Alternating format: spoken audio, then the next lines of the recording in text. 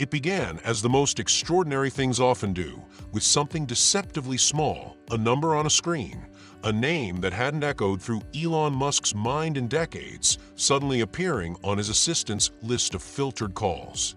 Elsa Harwood, it read. He stared at it in silence, the name as out of place in his current life as an old toy buried in the garden of a forgotten childhood. But it was a name that once meant comfort, warmth, bedtime lullabies hummed off-key in a tiny room in Pretoria.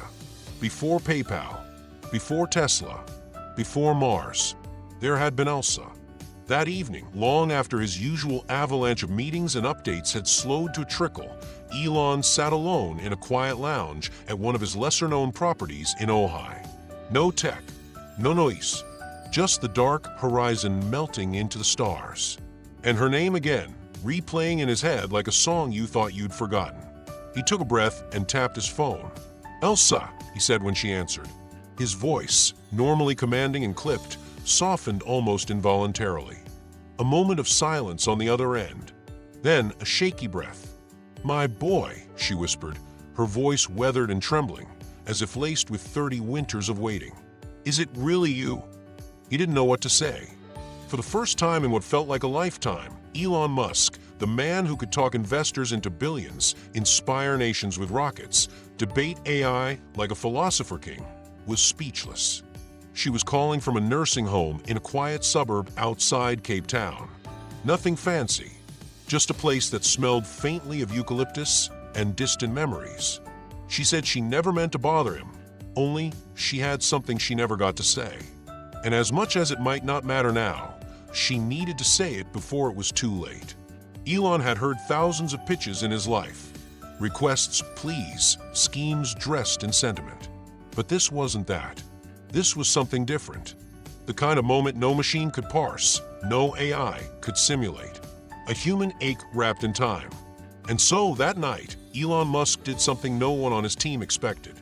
He canceled his schedule for the next 2 days, boarded his private jet, and flew. Not to Summit, not to a lab, not to a launch pad, but to a quiet home where a forgotten piece of his heart was still waiting. He didn't bring press, didn't post a thing. Not even Grimes knew where he was going. It was personal, and personal for him was sacred.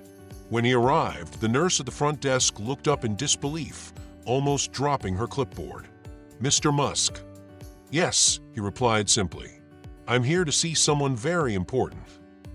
And with that, he walked through the halls of that modest place, past walls lined with paintings of sunflowers and faded photographs of residents with their grandchildren, toward a room with a single nameplate, E. Harwood. Inside, she sat in a wheelchair by the window, sunlight kissing her silver hair.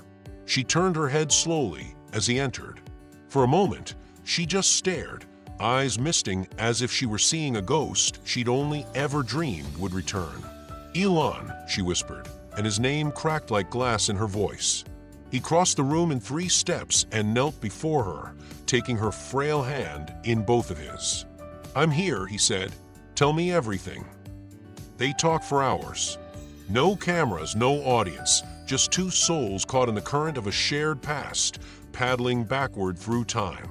Elsa's hands trembled as she recalled the little boy who used to line up toy rockets on the edge of the bathtub, who asked questions no one knew how to answer, who cried quietly when his father's voice thundered through the house. Elon listened, not as a titan of industry or the architect of tomorrow, but as a child rediscovering the sound of safety in someone's voice. Elsa spoke of the good days, the quiet afternoons when she'd sneak him extra custard tarts from the kitchen, or when he'd crawl under the old jacaranda tree and fall asleep in her lap, a paperback book still open on his chest. "You never stopped dreaming," she said, tears pooling in her eyes. "Even then, I think you wanted to fly away." And Elon, for all his power and fame, didn't interrupt her. He let the memories unfold like a fragile letter opened after decades sealed away. He remembered her soft humming, the scent of lavender on her apron, the way she'd shield him from things he didn't yet have the words to understand. In a life defined by acceleration and ambition, this moment felt suspended, still and achingly human. "You were the only person who ever noticed when I was sad," he said quietly. even when I didn't say a word. Elsa nodded, her voice a whisper. That's because I loved you, Elon. You weren't just a child I was paid to watch. You were my little star. And when you left, when your family moved away, and I never saw you again, that light went with you. The room grew heavy with unspoken grief, decades of silence, miles of emotional distance, but also with something more tender. A reunion not defined by nostalgia, but by the weight of care, never forgotten. I thought about you, Elon confessed, more than you'd believe. Every time things got hard or strange or too loud, I'd remember the way you used to hold my hand and say, "Don't worry, darling. Even the stars have to burn before they shine." She chuckled, a brittle, sweet sound. I said that. Almost every day, he smiled. It kept me going more times than I can count. Elsa leaned her head back, eyes fluttering shut for a moment as if she were holding back a flood. Then I guess I did all right, didn't I? You did everything, he replied.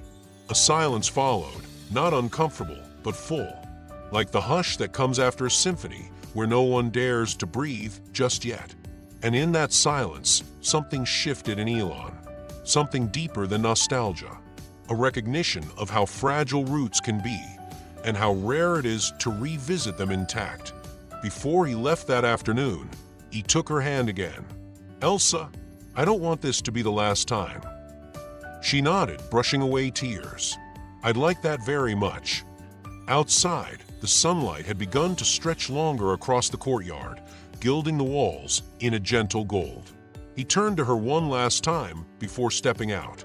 I'll be back soon, but next time I want to bring someone with me. Someone I want you to meet. She tilted her head. Who? My son. I want you to meet X. And with that, Elon Musk walked back into the world, not as a mogul on a mission, but as a boy who had just found something sacred he thought he'd lost. And just like that, we're only 2 chapters in, yet you can feel something changing, right? If you're still here, this story probably touched you a little too. So why not stick around and subscribe?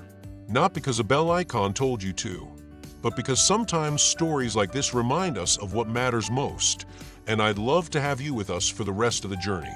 Now let's get back to it. The flight back to Los Angeles was unusually quiet. Elon stared out the oval window of his jet as the earth scrolled beneath him like an old film reel, muted by distance and time. He wasn't reading data, drafting emails, or checking launches. He was remembering her laugh, her hands, the way she called him my boy even after 3 decades of silence. The gravity of his daily life, boardrooms, breakthroughs, the burden of innovation, had momentarily lifted, revealing something simpler. Something heavier, too. He'd met heads of state and dined with visionaries, but nothing had made him feel more seen than sitting in that room, listening to Elsa Harwood tell stories about the child he used to be. For years, he'd thought emotional memory was just inefficient architecture of the mind, an evolutionary ghost. But now he understood. Those memories weren't distractions from a mission. They were the mission. He arrived at his Bel Air estate just before dusk, stepping out into the long shadows of California's golden hour. His son, X, was waiting for him by the koi pond, tossing pebbles into the water, asking questions about fish consciousness. Elon ruffled the boy's hair and sat beside him. For a while, they didn't speak, only watched the fish drift lazily beneath the glassy surface. Then, as the sky began to turn pink and orange and soft blue, Elon said quietly, I want you to meet someone. Someone very special to me. X, ever curious, tilted his head. Who? She used to take care of me when I was your age. Before all of this. Before the world got loud. The boy nodded slowly, as if intuitively understanding the importance of such a meeting. He looked up at his father. Is she nice? She's the kindest person I've ever known. Elon didn't plan grand gestures. He didn't have to. The next week, he arranged a return to Cape Town.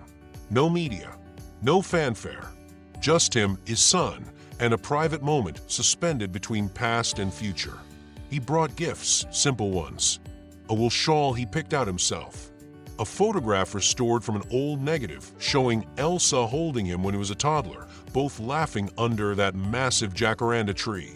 And without telling her, he arranged for a specialist physician to visit the home weekly, just to make sure she'd be looked after, properly this time. When they arrived, Elsa was seated in the garden, wrapped in a blanket despite the mild weather. She turned toward the approaching footsteps with the slow patience of someone who's learned to expect little. But when she saw Elon and the child beside him, her breath caught. She didn't say a word, just opened her arms. X approached first, fearless in a way only the young can be, and hugged her without hesitation. "Hi," he said, peering up at her. "Are you my dad's other mom?" Elsa laughed, though tears ran down her cheeks. "Something like that, darling. Something very much like that." They spent the afternoon together beneath the jacaranda, its petals drifting around them like a gentle rain of memory. She told stories again, this time to X, stories of the boy his father once was. How he asked if birds understood gravity. How he tried to build a robot out of spoons. How he once got stuck in a tree for hours, refusing to come down until someone answered his question about parallel universes. X giggled uncontrollably. "Dad did that." "Many times," she grinned. "And worse." Elon watched them from a few feet away, heart full, arms crossed, not in defiance but to hold something in. Emotion maybe, or awe, or simply the ache of watching two parts of his soul, separated by decades, find each other like long-lost stars in orbit. The weeks that followed felt different. For Elon, the change was subtle at first, less about decisions and more about perspective. He still held meetings, reviewed designs, tracked projects across hemispheres. But something in the cadence of his life had shifted, like a song he'd been playing for years now carried a quieter, richer harmony underneath. It wasn't productivity that had altered, it was presence. A deeper attentiveness, particularly around his son, and an openness to moments that once felt too soft to matter. Elsa and X began video calling weekly. She would sit propped up in her chair, always with a book nearby and a cup of tea resting just off camera. X, in his usual hoodie, would sprawl across the floor, peppering her with questions about his dad's childhood mischief, or narrating long, winding theories about the dreams of trees and whether ants knew they were part of something bigger.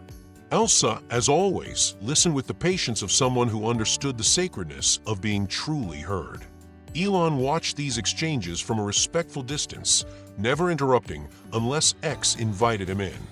And every time he heard Elsa's laugh over the speakers, something unnameable loosened in his chest. It had been so long since he'd associated laughter with comfort instead of irony.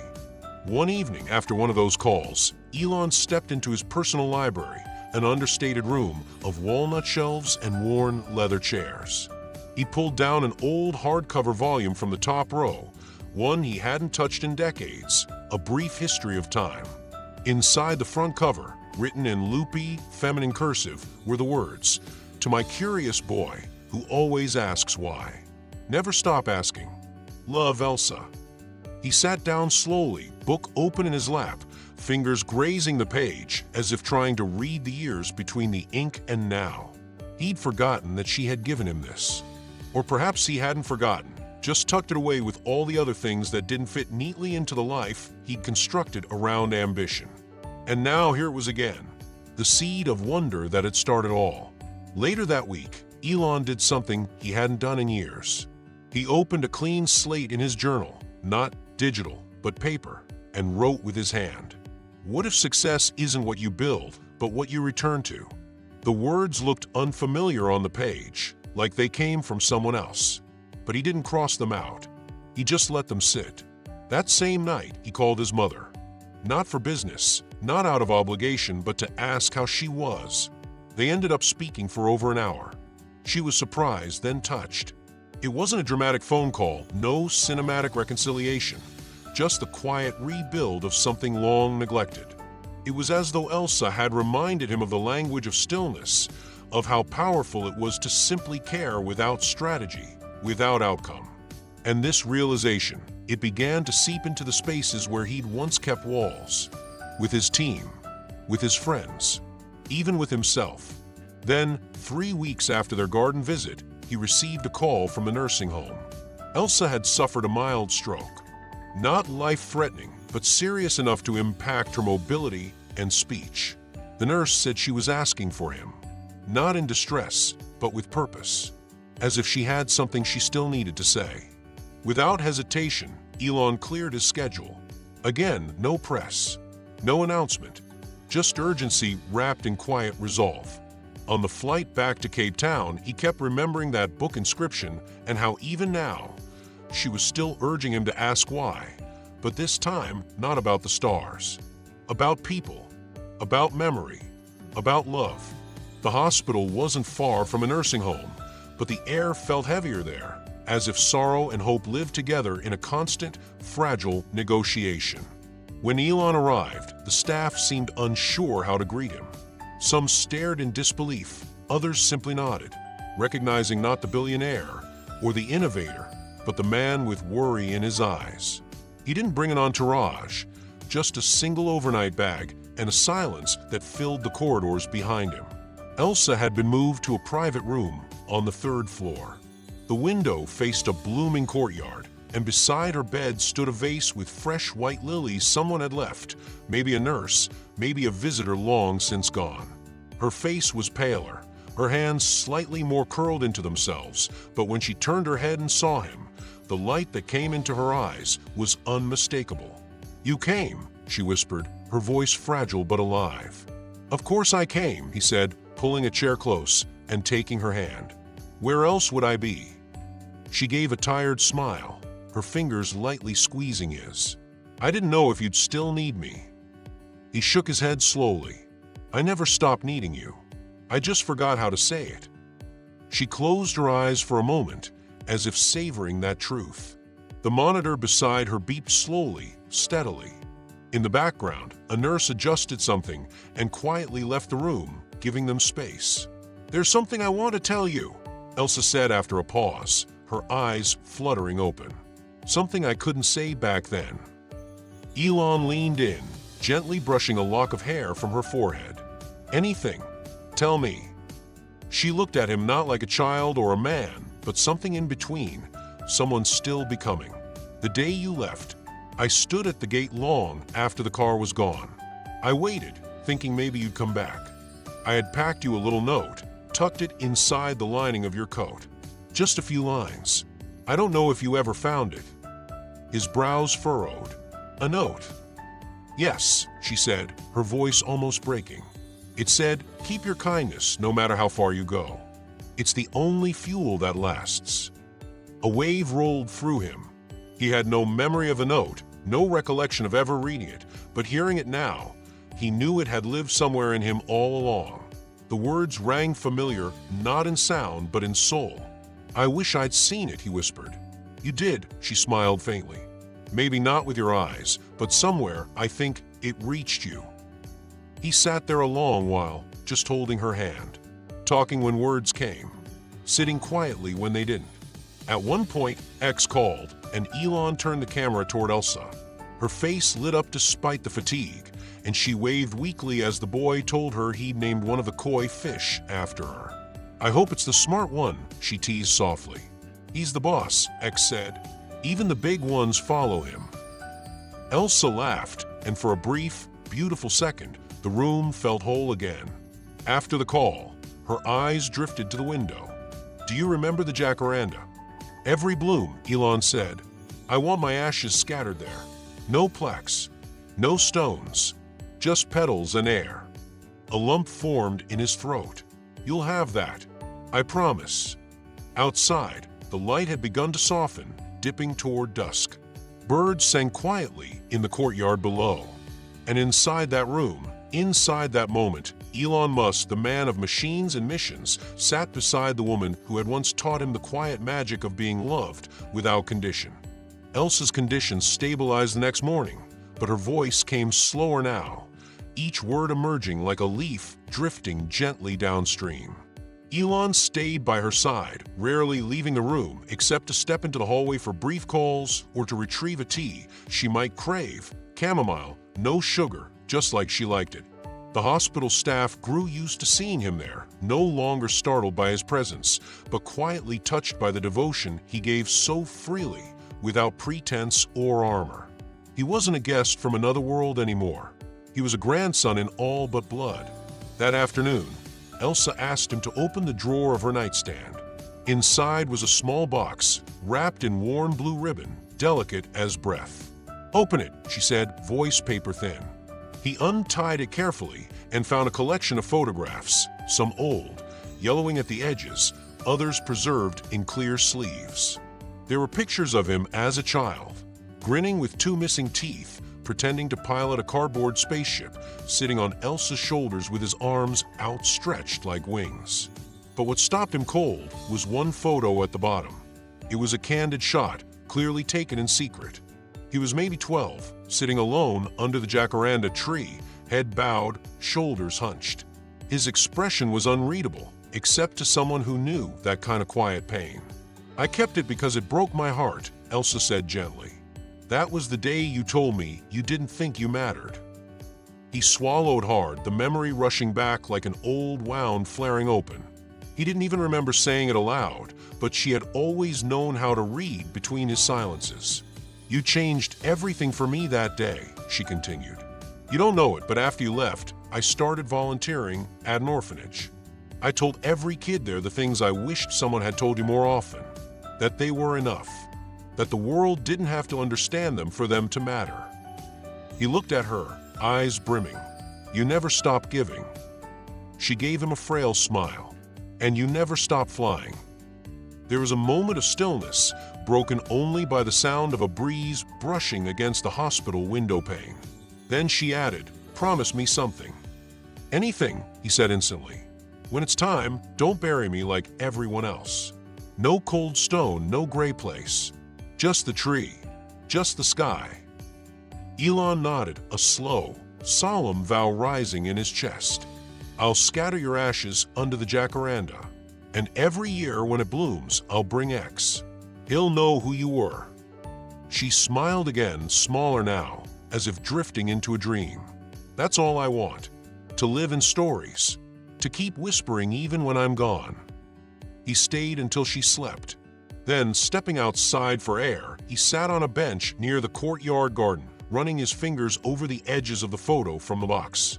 The sky had turned honey-colored, clouds glowing from within. And for the first time in years, he felt something he rarely allowed himself to feel: peace. In that moment, Elon Musk wasn't a man racing to terraform planets or conquer data or reshape society. He was the boy beneath the jacaranda, finally learning that some things like love, like legacy, don't need to be engineered. They just need to be remembered. The following morning brought with it the soft hush of overcast light, casting the hospital in a kind of quiet reverence. Elsa was resting, her breath steady but shallow, her face composed in a way that suggested she was preparing herself, not for pain, but for peace. Elon sat at her bedside, not touching his phone, not thinking about anything beyond that room. There was a rare stillness in him, like an engine turned off after a lifetime of roaring. He just watched her, memorizing the contours of a woman who had shaped him without ever asking for credit. Hours passed like minutes. Nurses came and went, gentle in their movements, offering glances of empathy, but no interruption. Elon barely moved except to adjust her blanket once or twice, or to brush back a stray strand of her hair. He didn't cry, not yet, but something in his eyes shimmered constantly, like a tide just barely held at bay. Then, mid-afternoon, a familiar voice echoed from the tablet on the table beside him. "Dad." It was X, his son, calling from California. Elon picked up the tablet and turned the camera toward himself, trying to summon a smile. "She's sleeping," he said softly, "but she's okay for now." X nodded slowly, his young face more serious than usual. "Did you read her the poem?" Elon blinked. "What poem?" "I wrote one. For her." He held up a folded piece of paper. "Can you read it to her when she wakes up?" Elon felt his throat tighten. "Of course." And so, when Elsa stirred a little while later, eyes barely open but aware, he unfolded the note and began to read. "You are the whisper in the wind. that tells the trees to grow. You are the voice in bedtime songs, from a time I'll never know. You are the hands that held my dad and made his sky feel wide. You are the reason that I see the world with kinder eyes. By the time he finished, Elsa had tears in her eyes. Not the kind that fall, but the kind that well and shine. She reached for his hand, squeezed it faintly. "He's got your heart," she murmured. "No," Elon whispered. "He's got yours." They stayed like that until the sun dipped low. Shadows lengthened across the room, and the golden warmth from outside turned a deeper amber. It wasn't goodbye, not yet, but it was something sacred, a prelude, a transition, the kind of moment that can only exist when two people are fully present, when love has no performance left to give, only the raw truth of being. Later that evening, as Elon stepped out for a brief walk in a hospital garden, he looked up and saw the stars emerging, quietly, one by one. They reminded him of the ones he used to trace on paper as a child, long before SpaceX, back when stars were not goals, but comforts. And in that quiet sky, he felt Elsa's poem linger, as if her voice had been carried on the breeze. That night, he didn't sleep. He pulled the chair close again and just sat beside her, watching, guarding, remembering. Because some goodbyes aren't said in words. Some are simply lived, second by second, heartbeat by heartbeat, breath by precious breath. The next morning, just as the first golden hues of sunrise began to sneak through the curtains, Elsa stirred. Her breathing was thinner now, like each inhale required her to reach into some deeper, more fragile part of herself. Elon was there, as he had been all night, barely having moved except to stretch his legs and reheat a mug of coffee that he barely touched. He didn't speak when she opened her eyes, just smiled, soft and steady, as though nothing else in the world needed to happen. She looked at him for a long while before finally whispering, "Is it morning?" He nodded. "It is. The sky's all pink and orange." "I always love the mornings," she said, her voice rasping slightly. "They feel like forgiveness." Elon chuckled gently, brushing her hand with his thumb. "You used to say that when I was little. I never forgot." Her lips lifted slightly. "You remember more than you think." There was a long pause, filled only by the steady rhythm of the monitor and the distant sound of a nurse wheeling a cart down the hallway. Then Elsa turned her gaze toward the window. "I dreamed I was flying," she said. "Where to?" "Nowhere. Just up. Just light." Elon took shaky breath. "You always said the stars didn't need reasons." "They don't," she whispered, her voice barely audible. "They just shine." He leaned closer. "Elsa, if there's anything you want me to do, tell me. I'll make it happen." She looked at him again, her eyes still fierce despite the weakness. "Take care of him," she said. "Your son, not just with things, with you. He has your mind, but he needs your heart. Don't save the best parts of yourself for strangers." Elon's throat tightened. "I won't. I promise."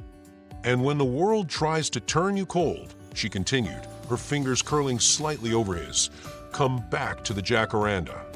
He nodded slowly, overwhelmed by the clarity in her voice despite everything else fading. "I'll plant one. At my house. Just like the one in Pretoria." She smiled again, this time with her eyes nearly closed. "Good. Let it remind you." Her breathing grew shallower. The space between each breath lengthened like a clock slowing down. Elon didn't speak. He just held her hand with both of his, lowering his head, letting his tears fall freely now, silent and unhidden. Outside, a single bird chirped, its call sharp and clear in the soft morning air. When the monitor began to slow, dipping gently into irregular patterns, a nurse entered the room quietly. She gave Elon a small nod and placed a hand gently on Elsa's wrist. There was no alarm, no rush, just reverence. And then, without fanfare or drama, Elsa Harwood slipped into the light. The kind of departure only someone who had given everything without expectation could make. Quiet, kind, full of grace. Elon stayed there for a long time, not moving. When the sun was fully risen, and the lilies on the bedside table had caught its warmth, he finally stood. He walked to the window and looked out, not at the cars, not at the buildings, but at the sky. It was glowing, endless, open. And for the first time in years, he whispered something not meant for the world or his company or his legacy. He whispered it to her, to the wind, to the memory now alive in everything she'd touched. Thank you for raising me. The days that followed unfolded with a strange sense of suspension, like the world had paused just long enough for grief to make itself known. Elon remained in Cape Town longer than anyone on his team expected. He ignored meetings, postponed launches, and silenced the persistent hum of obligation. The company could wait. The world could wait. But the past, what she represented, could not be put on hold again. He owed her that much and more. Elsa's wish had been clear. No service, no spectacle, just a scattering beneath the jacaranda tree in the garden of the nursing home, where petals would fall like whispers and the wind could carry her memory wherever it needed to go. And so, on a soft and breezy afternoon, Elon stood beneath that tree with his son, a small urn cradled gently in his hands. A nurse who had grown close to Elsa stood nearby with tears in her eyes, and a groundskeeper paused his work out of quiet respect. X reached up and touched the urn. "Is this her?" Elon nodded. "This is what's left of her body. But everything else, her voice, her stories, her love, that's still here. In us." They took turns releasing her ashes into the air, handful by handful, as purple blossoms rained down from the branches above. Some of the ashes caught in the petals and twirled together, disappearing into the breeze like they were always meant to. Elon said no words, only stood in silence, his hand resting lightly on X's shoulder, eyes closed, letting the moment be what it needed to be. Simple, raw, honest. Afterward, he handed X a small, black notebook, Elsa's. "She left this for you," Elon said softly. "Said you'd know what to do with it." The boy opened the first page, his eyes scanning the looping cursive. A short phrase was written there. "To wonder is to live twice." X looked up. "She wrote poems." "She did," Elon replied, "even when no one asked her to." They sat beneath the tree for a while, letting the petals gather in their hair, neither of them speaking. Elon looked up through the branches at the sky, a patchwork of soft clouds and open blue, and let his thoughts drift to the countless lives Elsa must have touched, even if she never saw the results. The orphanage, the children, the quiet kindnesses. She had no resume, no portfolio, but her legacy was deeper than architecture or code. It was etched in people. That night, back at the quiet guest home he'd rented on the edge of the valley, Elon sat alone on the porch with a blanket wrapped around his shoulders. He held his phone for a long time, thumb hovering over the camera roll. Eventually, he selected a photo, the one of Elsa holding X under the jacaranda, both of them smiling like the world had never been anything but light. He posted it with no caption, no hashtags, no context, just the image. And then he turned off his phone and looked up at the stars, clearer here than anywhere in Los Angeles. They blinked overhead, silent and ancient. Not watching, not judging, just being. For the first time in years, he didn't feel the need to do anything. He didn't need to fix, solve, or lead. He just needed to be a man who had loved and been loved back. The flight back to California was quieter than usual, but not in a hollow way. Elon sat by the window, X curled up asleep beside him with Elsa's black notebook hugged to his chest like a treasure. The boy had spent the previous night reading it aloud, every single page. Her poems were simple, lyrical, filled with quiet truths. Some were about birds, others about loss. One was about a teaspoon that refused to stir coffee because it only wanted to float. But all of them were unmistakably her, gentle, strange, wise in the way only someone who truly observed people could be. Elon didn't sleep. He just watched the clouds roll past, replaying everything. The hospital, the tree, the last breath. But most of all, the look in Elsa's eyes when she told him to give his son not just answers, but attention.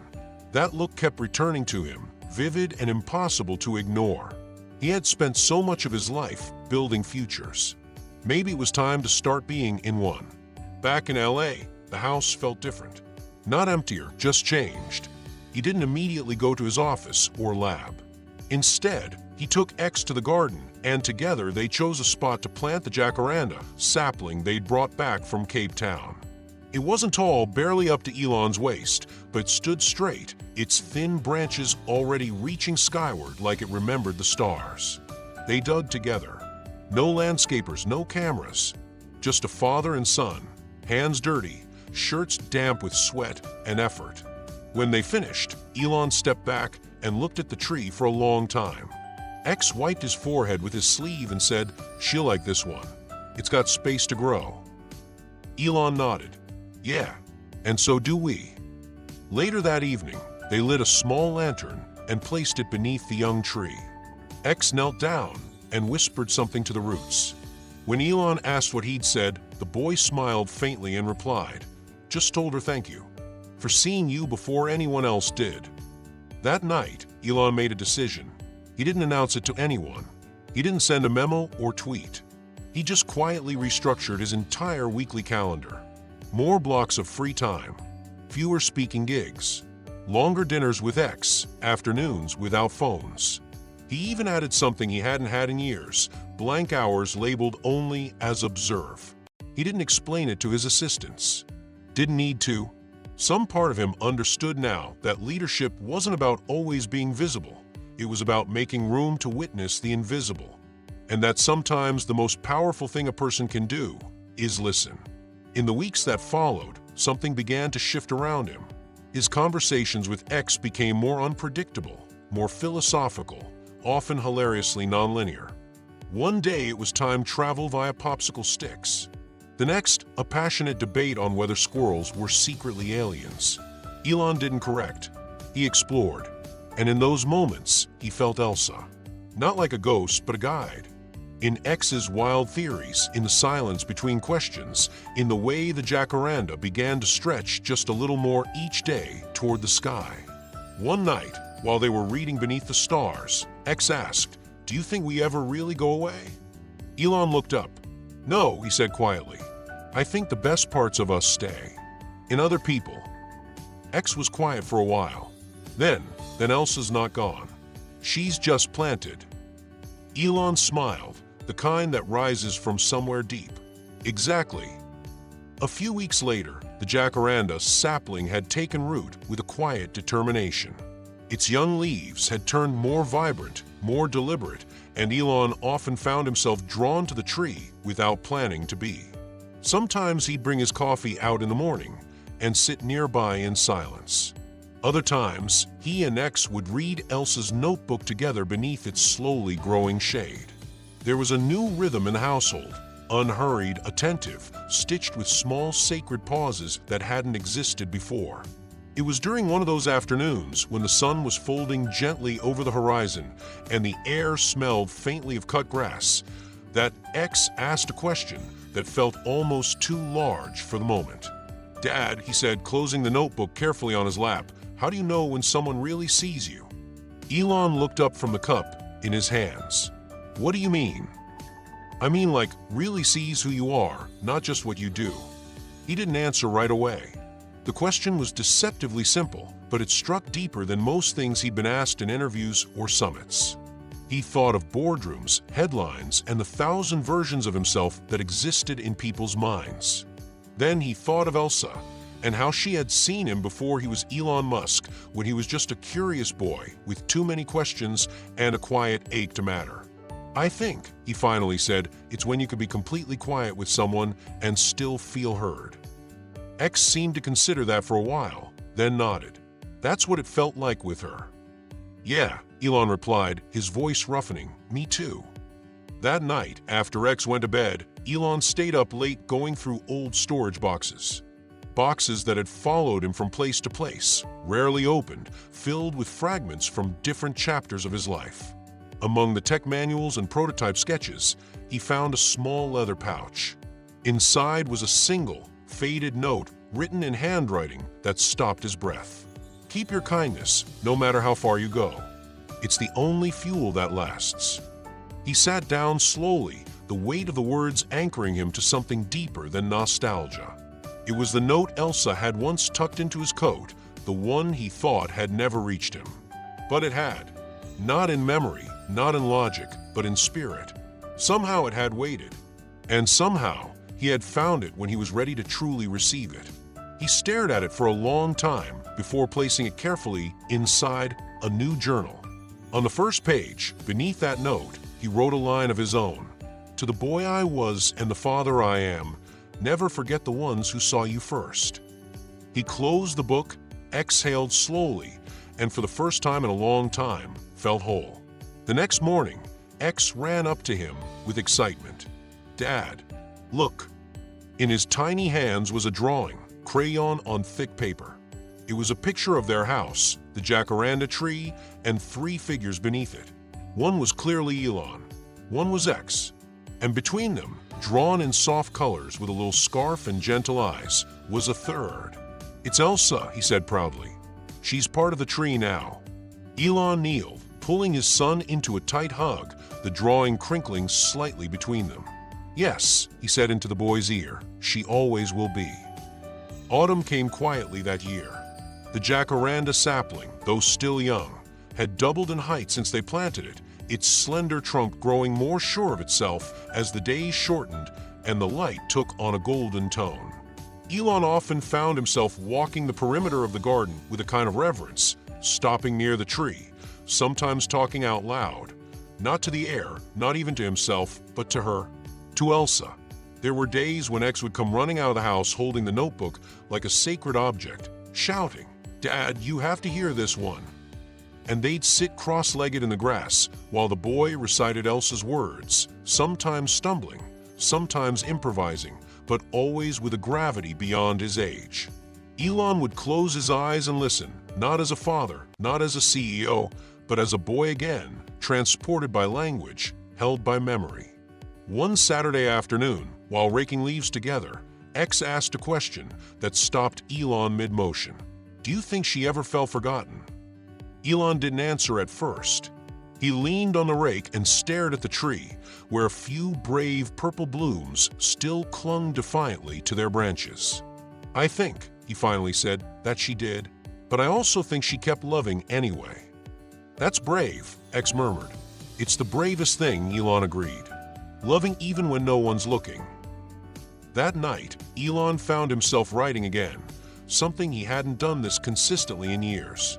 Not code, not memos, but letters. One to his mother, one to a former teacher, one to a colleague he had been too hard on back when ambition blinded him. The words came differently now, as if filtered through Elsa's voice, through everything she had taught him without ever standing at a podium. And then on impulse, he wrote one more letter, this one to the children at the orphanage Elsa had volunteered at after he left South Africa. He had never visited it, never even asked about it until now. But through quiet conversations with the nursing home and a few online searches, he'd found the name. In the letter, he told them about the woman who had once sung lullabies in 2 languages and told bedtime stories with endings she made up on the spot. He included lines from her poems and a promise, one he intended to keep. The next month, he and X traveled to that orphanage.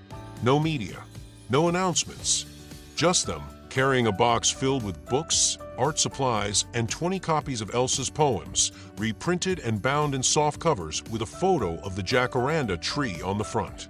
They read to the children, laughed with them, stayed until the sun began to dip behind the dusty hills. Before leaving, Elon knelt beside a girl with big eyes and untied shoelaces. Did you like the stories? She nodded. They're like magic, but they don't pretend. He smiled. That's because the person who wrote them never needed to pretend. As they walked away, X tugged on his sleeve. We're gonna come back, right? Elon looked down at him, the boy's face full of hope and certainty. Absolutely, he said. She would have wanted that. The seasons turned again. Back in California, the jacaranda tree at the edge of Elon's garden stood taller than ever, its young canopy beginning to stretch wide enough to throw shade over the bench he and X had built together from old repurposed wood. There was something calming about the routine they had created. Mornings reading in the garden, evenings filled with conversations not driven by outcomes, but by wonder.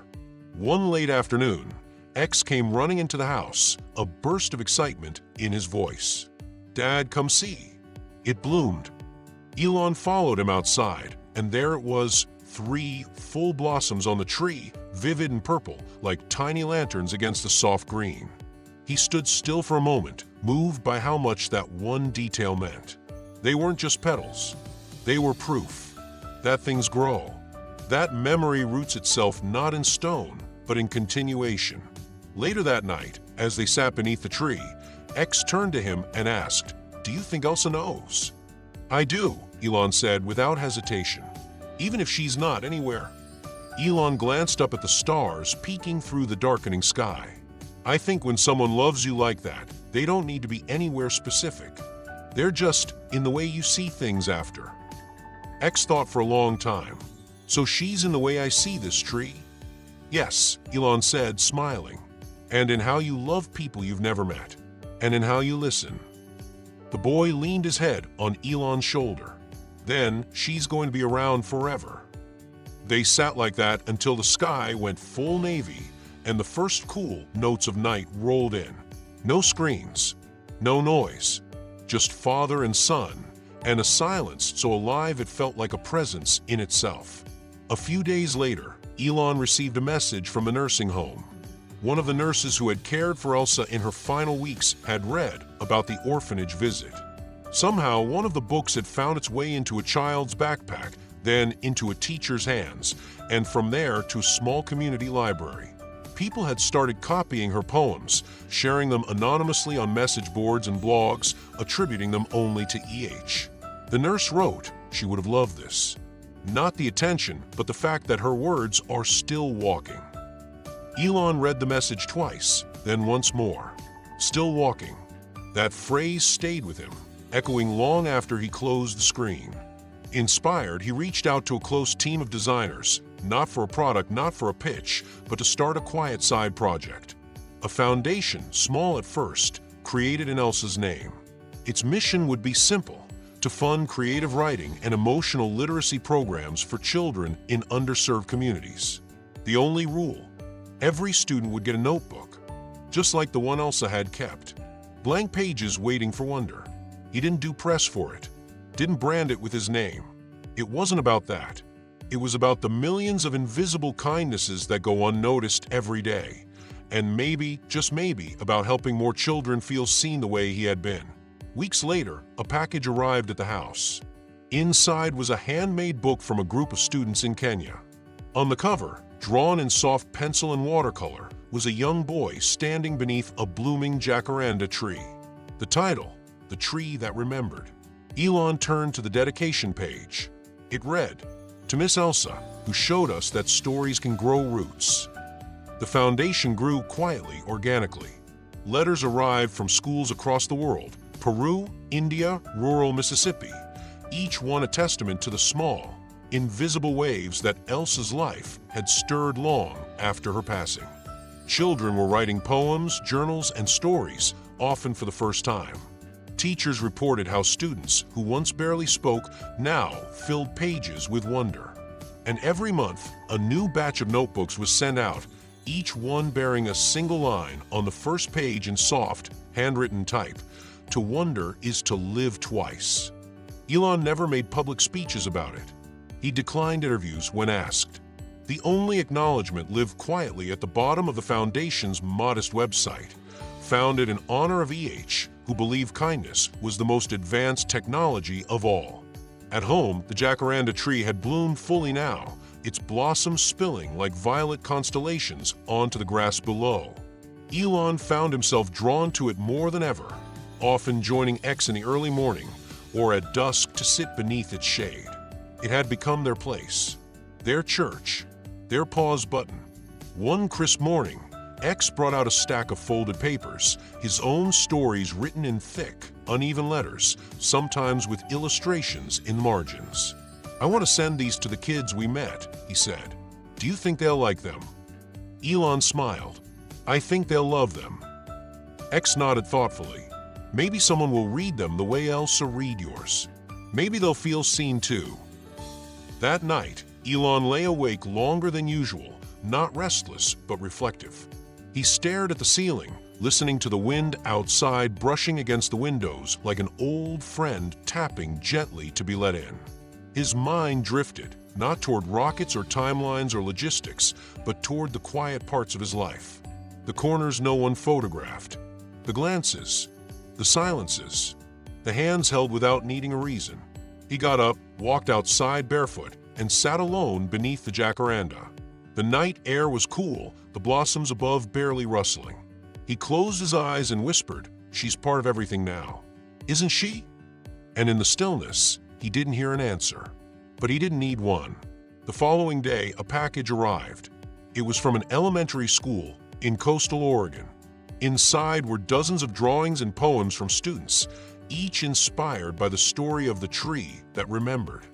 One stood out, a crayon drawing of a tall man and a child beneath a blooming purple tree, with a quote scribbled in the corner in big, looping letters. "When you love someone enough, they grow leaves in your memory." Elon placed it beside his computer monitor, not to look at during meetings, but to remind himself why the meetings mattered at all. That afternoon, he walked into the living room, where X was building something intricate with blocks and wires. "Hey," he said gently, "what would you think about helping me design something for the kids who wrote to us?" X looked up. "Like what?" "A tiny library. Something beautiful. Something simple. Something with room for stories." X lit up. "Can I have a secret drawer?" "Of course," Elon grinned. "Every good story has one." They got to work immediately, sketching, laughing, imagining together. And for the first time in a long time, Elon wasn't guiding from the front. He was following, step by step, the rhythm of a child who reminded him of everything he used to be, because someone once upon a time had reminded him it was okay to dream sideways. It took them 2 weeks to finish the design. The miniature library that Elon and X imagined was unlike anything mass-produced. It had a sloped roof made to resemble the petal clusters of a jacaranda tree, carved gently into wood that had been sanded smooth by their own hands. Inside were soft LED lights triggered by opening the small door and a rotating shelf system that spun when you turned a dial marked Imagination. But what made it truly theirs was the tiny hidden drawer just beneath the base, where children could tuck away their own notes, drawings, or wishes. Unseen, unjudged, just like Elsa used to hold space for them. The first one was installed near their home, in a local park that Elon had often passed but never truly noticed. Now, as they anchored the small library into the ground and filled its shelves with storybooks and blank journals, a few children began to gather, watching with curiosity. One girl asked, "Do we have to pay?" X answered before Elon could, "Nope, but you do have to wonder." Elon laughed quietly, ruffling his son's hair. "That's the only currency we take." Later that afternoon, a mother returned with her child and left a folded letter in the drawer. It was short, handwritten in uneven script. "My son didn't talk much, but today he asked if we could come back tomorrow. Thank you for giving him a space that listens." Elon read the letter under the jacaranda tree that night, lantern flickering nearby, X fast asleep upstairs. The words didn't ask for anything. They only offer gratitude, and that made them heavier than gold. He thought of Elsa and how she had never needed an audience to be generous. Her strength was in the spaces she held, not the ones she filled. As the library project expanded, Elon kept building, not just with his hands, but with intention. Each new installment went to a place where children had more questions than answers, and where kindness arrived quietly, often on the backs of paper planes and broken crayons. He didn't oversee the expansion like a CEO. He moved like a gardener, slow, present, listening. One weekend, they installed a new library in a town still recovering from a wildfire. X painted the door sky blue, and on the front, in white letters, wrote, "Hope isn't loud, but it grows." People stopped to take photos. But what struck Elon most was the silence that followed, a silence filled with awe, like the kind that used to hang in the air after Elsa read one of her bedtime stories. At home, the tree was now tall enough to cast full shade on warm afternoons. Elon often sat there with X curled up beside him, book in hand, roots of memory wrapped in their stillness. Sometimes they spoke. Sometimes they just listened to the birds. And sometimes, only sometimes, Elon would hear the breeze shift through the blossoms and imagine it carried her voice. Not as a ghost, not as loss, but as presence. That winter, California was unusually generous with its sun. Even the breeze seemed softer, like the world had slowed down just enough for people to feel each other again. Elon found himself moving through the days differently now, not with urgency, but with presence. Meetings were still held, decisions still made, but the weight he used to carry in his chest, that constant thrum of what's next, had dulled into something quieter, something steadier. His focus had shifted from scale to soul. The jacaranda in the yard was now taller than he'd imagined it would be by this time. Every time he stepped outside, it was as though the tree had grown overnight, unfurling its branches like an invitation. It had become more than a symbol.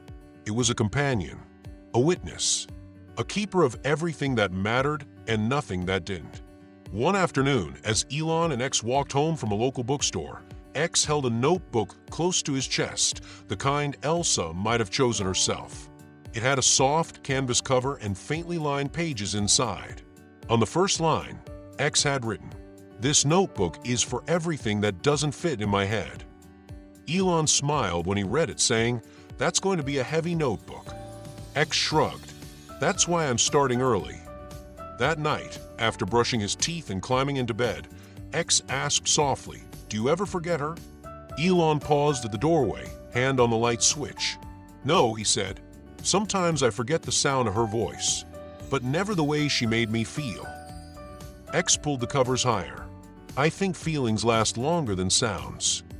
"Yeah," Elon said. "They echo in places we don't always know how to name." And with that, the boy rolled over and drifted into sleep, his notebook tucked under one arm.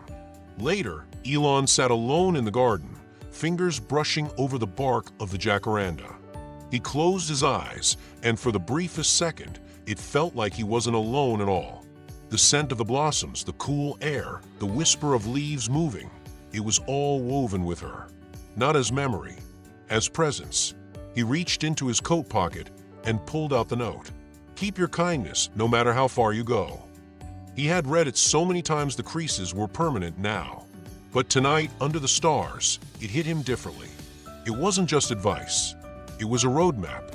He began writing in his own journal, something new, something honest. Not for the world, not for posterity. For X, for himself, for Elsa. A legacy not built in towers or rocket stages, but in sentences. Simple, human, real. What she gave me, I now give to him. And what he does with it is the future. The year began to wind down with the kind of hush that only arrives when family has learned to live slower.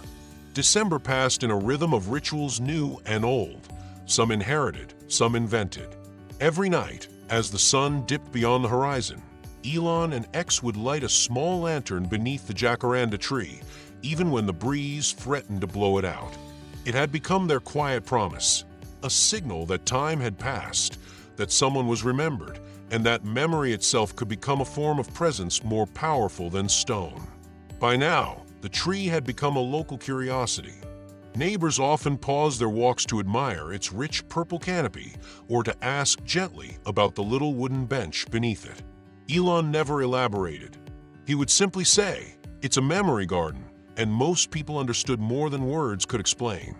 One afternoon, a boy from down the street brought a handful of wildflowers and tucked them carefully into the tree's bark. When asked why, he replied, "Because someone kind must live here." And he wasn't wrong. Elon's days were more spacious now. The restructuring of his life, once a quiet rebellion against the pace of ambition, had blossomed into something sustainable. Mornings started with breakfast and books, not dashboards and deadlines. Afternoons were filled with conversations rather than briefings. He still worked, of course, still solved and strategized and invented. But the reason had changed. The core was different. It no longer came from a hunger to prove something. It came from a desire to offer something. It was on a quiet Saturday in late January when X came bounding down the stairs, clutching a freshly folded letter. "It's for Elsa," he said. "I know she can't read it with her eyes, but maybe she can with her memory." Elon raised an eyebrow, smiling. "You mean her spirit?" X shrugged. "Yeah, that." They walked out together, and X placed the letter in the little hidden drawer beneath the tiny library they'd installed next to the tree. Afterward, he sat back, dusted his hands, and said, "I hope she's still writing poems. Wherever she is." "I think she is," Elon said. "Maybe she's writing about you now." X leaned back on the bench, resting his head on his father's shoulder. "Then I'll write back, like a secret pen pal who lives in the clouds." The moment passed quietly, gently, the way only the best ones do. That evening, Elon found himself returning to the garden alone, long after X had fallen asleep. He carried with him a new notebook, one that matched the kind Elsa had once used. Sitting under the tree, he opened the first page and began writing a letter he had long put off, not out of fear, but because he had needed to grow into the words. "Dear Elsa, I wish you could see him. He's wild and soft and curious and kind, so kind. He makes sense of the world with questions, not answers. He builds with crayons and dreams and the quiet courage you once planted in me. He's everything I never knew I wanted to be. And I think that's because of you. I never thanked you properly. Not for the custard tarts or the lullabies or the way you saw through the noise. But mostly, I never thanked you for staying inside me, even after I forgot to look for you. I remember now. Every day, you raised a boy who would become a man who could love again, who could soften, who could stop running. Thank you for teaching me that the best kind of legacy is not carved in stone or launched into the sky. It's passed on through warmth, through presence, through poems written on the backs of grocery receipts and tucked into coat linings. I keep finding you in him, in the way he laughs, in the way he forgives quickly, in the way he believes people are stories waiting to be heard, not problems to be solved. You were right. Kindness is the only fuel that lasts." When he finished, Elon didn't close the notebook. He let it sit open on his lap as he leaned back and stared up into the branches. The stars were out again, bright and distant and impossibly still. But somehow, they didn't feel far away. A breeze moved through the leaves, and with it, a scent he hadn't noticed in months. Lavender, so faint it might have been imagined, or remembered, or something in between. And in that moment, Elon Musk, visionary titan, father, son, felt something lift inside him. Not closure, not release, but continuity, as though the story hadn't ended. It had just changed shape. Spring returned not with spectacle, but with subtlety. The jacaranda tree outside Elon's home had grown stronger, its roots hidden but assured, its branches whispering quietly in the morning air. It stood as a testament not only to memory, but to what happens when love is given a place to take root. The blossoms that fell this season seemed fuller, richer in color, as though carrying a deeper story with every petal. Inside the house, the energy had shifted permanently. The dining table often hosted small notebooks alongside plates. Story drafts, doodles, bits of folded paper scrawled with lines like "Clouds are the sky's pockets" or "Whispers are just quiet bravery." Many of them were X's, though Elon had started leaving his own among them too. Writing had become a dialogue, a quiet thread that tied them to Elsa, to each other, to the children who had begun writing all over the world because of her. The foundation in her name had grown quietly, as she'd probably have liked. New libraries were installed not just in parks, but in shelters, refugee centers, rural classrooms. Places the world too often forgot. Elon reviewed updates weekly, never as a financier, but as a guardian. Every photo sent from these places reminded him of something Elsa had taught him without ever saying. That real impact rarely asks to be seen. One afternoon, as they sat under the jacaranda with lemonade and peanut butter sandwiches, X said, "Do you think people can become trees?" Elon paused, caught between the sweetness of the question and the gravity of what it meant. In a way, he replied. I think when someone gives us enough shade, enough room to grow, they sort of become part of our roots. X nodded like it made perfect sense. Then she's not just in this tree. She's in the others too, the ones we helped plant. Exactly. That night, Elon sat at his desk and began preparing something he hadn't done before, a public letter. Not a press release, not a launch strategy, but a story. One that told the truth not about rockets or forecasts, but about a woman with tired hands and a heart that could hold storms and still hum lullabies. He told the story of Elsa, not the version that fit neatly into a caption, but the full, beating, imperfect, radiant one. He told the world how she changed him, how she believed in him long before anyone else did, how her voice was the first thing that ever made the word home feel real. He described the hospital, the letter in the lining of the coat, the way she had taught him to see people as constellations rather than systems, and how in losing her, he had found the only kind of success worth chasing, the kind that makes others feel less alone. The letter went viral, not because it came from Elon Musk, but because it came from somewhere honest. Teachers printed it and pinned it to bulletin boards. Children asked to hear it at bedtime. Strangers wrote in, saying it made them call someone they hadn't spoken to in years. Someone wrote, "She wasn't just your nanny. She's everyone's grandmother." But what struck Elon most were the replies from people who had worked in silence their whole lives: caretakers, foster parents, bus drivers, janitors. People who held the world together in small ways that rarely got noticed. They didn't thank him. They thanked her. Weeks later, he received a package with no return address. Inside was a photograph, grainy black and white, of a classroom in Zimbabwe. A group of children stood around a wooden library, pointing at a line painted in blue across the side.